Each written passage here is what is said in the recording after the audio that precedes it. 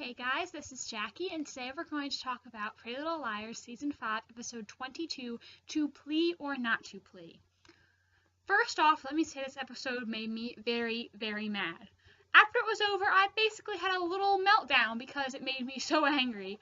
And, on top of this, basically every other show I watch is making me angry at the moment, so I just don't really know what to do with myself now because basically every show I watch is either really boring right now and nothing exciting is happening, or they're ruining my OTP, or both. And it's just so frustrating. Why don't we just get it out of the way and we'll talk about the Phoebe storyline first. So, Spencer stays in London, and Melissa is now back. And Melissa tells her that their mom has a connection at St. Andrews and that Spencer is going to stay for an interview.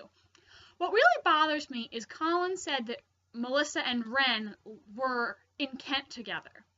Yet Melissa comes back and we do not see Ren at all. Melissa later mentions that he's trying to get Spencer an interview somewhere, but we never see him, so I was kind of wondering, where exactly was he? Why wasn't he in his own apartment? That was kind of weird. I don't really know why he just wasn't there at all in his own home.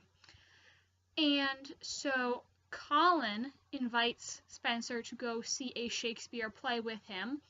Afterwards, they end up going to a bar, having beer, playing some games, and then when they get back to the apartment, they kiss, which makes me very, very angry because, with Johnny, you can at least kind of argue whether or not that was cheating, considering Johnny kissed Spencer first. So you can either say, well, she didn't do anything, that's definitely cheating, or you could argue, depending on your definition of cheating, no, it wasn't because she did not initiate it. However, this one, she was definitely kissing Colin back. She was definitely into that kiss, and she was clearly not thinking about Toby at all while she was kissing him. And she's just kissed two guys in, a week, 2 weeks, however long it's been in Rosewood. It's just so out of character for Spencer, first of all. I don't think she would ever have such a blatant disregard for Toby's feelings. It's just so out of character, and it bothers me so much. They're just really making me start to not like Spencer. And Spencer is my favorite character on the entire show. And recently, she's been making me so angry. She's just been so inconsiderate and bratty and selfish, and it's just bothering me so much. And I really just hate how everyone is saying that it's Toby's fault. Toby has not done anything wrong. He's doing his job, and he told Spencer that he had to stay away from her because Tanner was trying to pin these crimes on the girls, and he was trying to do what he thought was best to keep them safe. Toby has always done what he thought was best for Spencer. I think we've seen in these past couple seasons that ever since they really got serious, Spencer's always been Toby's #1 priority. He really just wants to make sure that she is safe and okay and wants to keep her out of harm's way because Spencer is really all he has. His mother's dead. She was the only person before Spencer who showed him real love, I think. His father's never there for him. Spencer's all Toby has, really. So how she just acts like she doesn't care about him at all just makes me so angry. And honestly, after this, I never thought I would say this. I hope Toby breaks up with her. I do. I hope that Toby finds out that she did this. He's mad, rightfully so, and he tells her, look, I think we need to take a break for a little while. They're broken up just for a couple episodes. Spencer comes to her senses and realizes, look, I was wrong. I love Toby, and I'm going to make up for it. And then they can get back together and all will be well. My worry is that Toby's just going to quit his cop job, say, oh, I'm so sorry, Spencer, and they're going to get back together, and Spencer's not going to apologize for what she did, even though she's clearly in the wrong here. And, it just bothers me because I was on Twitter and Tumblr, and I was just seeing so many people saying such rude things about Toby, and I just got so defensive because, I don't think he did anything wrong at all. Honestly, I don't understand. And, later in this episode, which I'm going to talk about this after I get over the Spencer storyline, Toby tells Caleb when Hannah is going to be arrested, which, he didn't have to do that. He wasn't supposed to do that. He shouldn't have told them that because it kind of breaks his oath. But he did it. So, if you still think Toby is being a jerk, I don't know what else to tell you. He's clearly on their side. He's just trying to do what is best to keep them all safe. And you know what? If you still think Toby's being a jerk, then I don't know what to tell you. I don't know what to say. You clearly aren't thinking straight. So, you know what? I'm just not going to talk about that anymore because it made me so angry. And I'm trying to calm down because last night I was so mad and fired up. And I don't even want to think about it anymore. So, you know what? There, we're done with that. Moving on. Then we find out later there actually is no interview, and that Veronica and Melissa were keeping Spencer in London because they saw Allison's plea deal. Again, I'll talk about that later in this video. And so they wanted to keep Spencer in London so that Allison wouldn't be as likely to name Spencer an accomplice, or so that if she did, they could figure out something to do. So they kept Spencer there under false pretenses. And Spencer is so mad at Melissa because literally just earlier in that episode, Melissa said to Spencer, we're not going to lie to each other anymore. And then, later in the episode, Spencer finds out that Melissa's already broken that promise. So I was starting to wonder, just before I started making this video, if perhaps Melissa asked Colin to kiss Spencer. Because, when Spencer tells Melissa that her and Toby are having problems, Melissa really doesn't seem that sad about it. She says, well, maybe distance would be good for you. So perhaps after having that conversation, Melissa told Colin that he should kiss Spencer, hoping that would convince Spencer to stay with them for a little while longer. I think that Melissa probably does care about Spencer, I think. I don't think that she doesn't love her sister. I think she does. I think she just has questionable means of achieving that, but I think she loves her. I don't think Melissa's A or anything. I just think she lies way too much. But I don't think she's a terrible person, and I think she did want Spencer to be safe, but I think being honest would have been better because, now that Spencer knows the truth, she's really mad at Melissa, and rightfully so.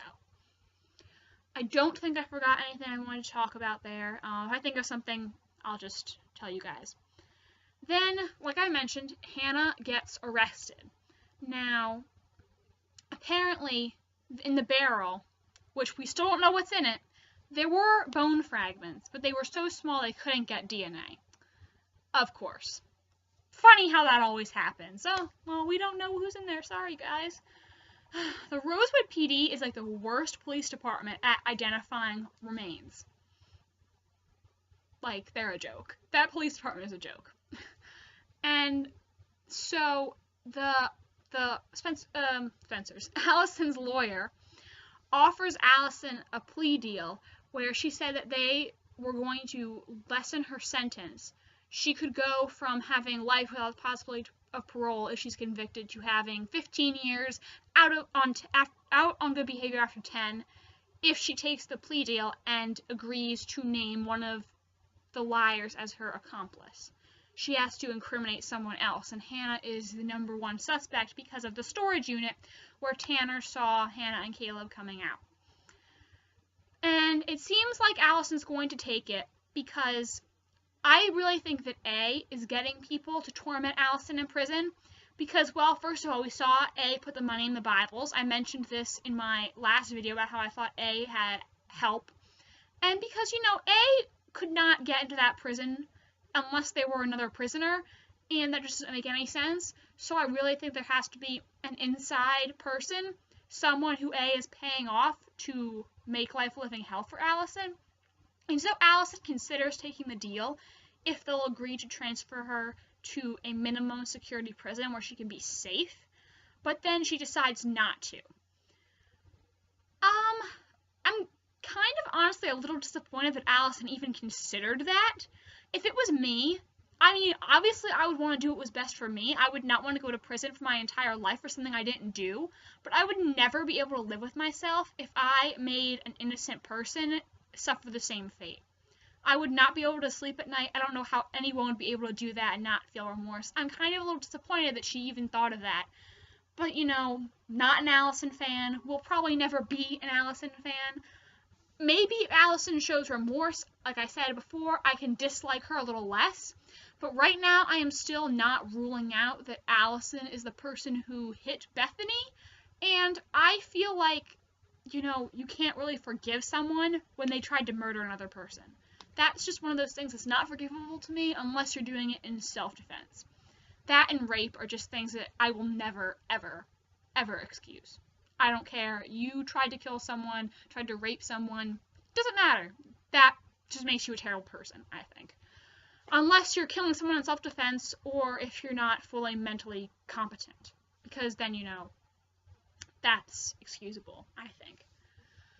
So, a little disappointed that she even thought about it. I mean, yeah, like I said, I get you have to protect yourself, but me, personally, I would never be able to live with myself. Like, just, no. I don't, I mean, well, I guess it's kind of hard because I'm not in that situation, but I feel like that wouldn't even be something I would consider. I would never be able to do that. However, Hannah thinks that Allison did take the plea deal because it turns out, like I said, Toby tells Caleb this in a phone call that we don't see because Toby wasn't in this episode. Yay! Sarcastic yay, in case you didn't notice. And so she thinks that Allison gave her up, lied and said that she was her accomplice, but actually it's because they saw Hannah's blood on Mona's clothes. And that's why they think that Hannah is involved in Mona's death. And so Caleb tells Hannah that she has to go tell Tanner about A. And they go to the police station to confess all, and then suddenly all their A texts are deleted. From Hannah's phone, from Aria's phone, from Emily's phone, presumably from Spencer's too. Screenshot it. Like, why didn't they screenshot any of these text messages? Print them out, email them to themselves? I don't understand. And you know what? Caleb probably should have saw that coming. He's a hacker. You think he would have said, hey, it's possible for A to delete your text messages. You should screenshot them. Or something like that. But again, Pretty Little Liars logic. They all do the stupidest stuff all the time. Doesn't make any sense. And Hannah ends up getting arrested, and she goes to prison with the same prison Allison's in. And we see her give Allison a dirty look, showing that she thinks Allison gave her up, even though Allison actually did not. Other storylines in this episode. So, Emily, Ezra, and Aria go to track down James Nealon, who is the lawyer in charge of Mona's estate. They now believe that James was not really hired by Mona, but by A, to give them false information, because it turns out that he's not even the kind of lawyer who deals with those sorts of things, so they think he was paid off. Now, they decide to follow him, because as soon as their meeting is over, he is immediately on the phone and rushing off to seeming to meet someone. And it's just so funny how they follow him to a deserted location, and he never notices he's being followed. Apparently no one in Rosewood has rear view mirrors, so you can follow someone whenever you want without them noticing. Makes perfect sense, right? And Emily's the only one who's able to get in, because the gate closes behind her before Aria and Ezra can join her. And she sees Nealon take something out of a safe. I believe it was cash. Someone on Tumblr said he also had a gun and some papers, so he may have had those as well. Emily watches him inside the house, and all she really finds is a receipt for pizza that has Varjok's phone number on it. And she decides that she's going to call it later in the episode. We don't see what happens, but I have a feeling that's not going to yield very good results. I mean, think about it. She doesn't block her number or anything, or call from someone else's phone. Like, if you're Varjok or A, if they're the same person, and you pick up your phone and you say, Emily's calling me. You're not just going to answer it and be like, hey, Emily, what's up? No, they're not going to answer her. I don't know what she's going to find out by calling them. If anything, it would encourage Varjok to change their number or disconnect that phone if they see that Emily has it. So that's a stupid move, I think. Aria and Ezra also officially break up this episode, with Aria telling him that she wants to go to college single, and Ezra tells her they might as well just break up now to save them from a painful goodbye later. I would not worry. Ezra is one of those couples that is obviously endgame, and even as they're breaking up, Aria says to Ezra, I can't imagine my life without you. So they're going to get back together. Don't worry about it. If you're an Ezra fan, You'll be fine. You'll get over it. I don't think this is going to last very long. Aria and Ezra break up and make up all the time. I don't think I forgot anything about this episode. So why don't you guys comment and tell me what you think about it? Again, I cannot stress this enough. I've told you guys this several times. If your replies are not turned on, I cannot reply to you. I want to reply to every single person who comments on my videos, but if your replies aren't turned on, then I can't. I've told you before how to do it. If you still don't know, just search how to enable replies on YouTube comments. It'll come right up. It's super easy. Just do that and I'll be able to answer you, because there's lots of people who are posting really nice things that I would love to respond to, tell you thanks, but your replies aren't turned on. So, alright guys, that's it. I'll see you soon. There's some other theories that I'm currently thinking about, so hopefully I'll have some videos up. Some theories that I'm currently thinking about are whether or not the NAT Club knew either that Allison was alive or who was in her grave, because I think there's definitely some relevance to the NAT Club. And like I said, I'm watching season 3, and I was thinking about when Garrett says that medical records don't lie. I was also wondering if Cece has some involvement, considering she was likely also wearing a yellow top the night that Allison disappeared. So once I can find some more evidence for those, I'm going to try to make some videos about them if I can find more evidence to support what I'm thinking. And if you guys have any stuff that would help me with those theories, I would love it if you posted a comment about that. That would be super helpful, and I would definitely credit you if I make those videos. Alright guys, I'll see you soon. Thanks so much for watching. Bye!